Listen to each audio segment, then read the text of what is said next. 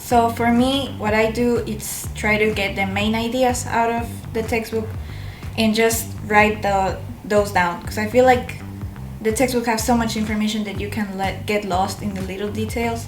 So what I do is like read one paragraph, write down only the main idea or what I think could like be on the test, and that way I won't get lost with so much information. Most people use textbooks not really for studying, but for reviewing, which is a little different. If you want to review, what I usually do is I go to like the end of the chapter, there's like a chapter summary often, and then I just read that. And then like in the math textbook, there's often a lot of formulas there. If there's some formula you don't understand, then I would check back in that section, and then I could see that. I could try to filter exactly what in that section do I not understand, and then kind of work from there. So it's kind of like a backwards process. Read for understanding and don't memorize, because the textbook's always gonna be there. So reading for understanding the concepts and learning how to rephrase the material in a way that makes sense is definitely more important than memorizing word for word. Are you able to explain the material to someone who doesn't understand it? And the content page definitely is something that's helpful. It's almost like a roadmap to how you want to learn the material, and then there's usually like a back glossary page with all the keywords. So like when it comes to reviewing, I think like being aware of what the important terms in each chapter is and being able to explain that usually is a good indicator of whether you understand the material. To be honest, reading textbook is a lot of challenge for me because I'm an international student. So sometimes the textbook, their language is so different than the oral communication. But I realized that for most of textbooks, they have a lot of colors.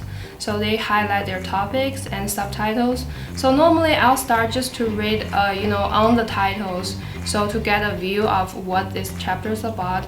And then I'm a question person. I don't pretend to read before I do anything. I just want to see what they have and ask a question. Maybe grab my professor just to ask, what do you think about these words? And do you have any tips for me to go over with these chapters? And what is the most important things? Trying to reduce my load. I don't want to read everything. And to be honest, textbook is to help you to study. So it's a tool. You don't have to know everything. They have several examples. If you know the concept, you can skip the examples.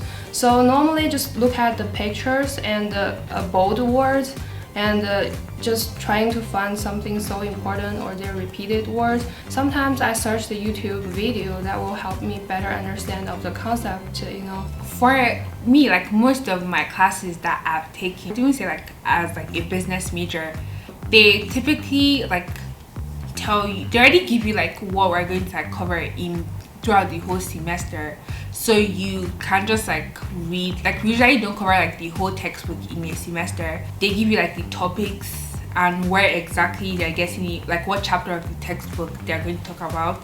So I typically like only read like those sections, so it's not like too intimidating. Yeah. So it might be a bit different from different disciplines, but for math or computer science textbook, what I usually do is I open up first to the content page to just get a roadmap of like, how is this material structured and what are the subsections? And then whenever I review the material, it looks like I have a blank piece of paper, and then I have the key topic of that section be the middle of the piece of paper, and then I branch out to the different sections, and then for each section, usually they have like subsections, so I map out like what those different sections are. And usually how they do it is like they define the terms, and then they lay out how one concept is linked to the other.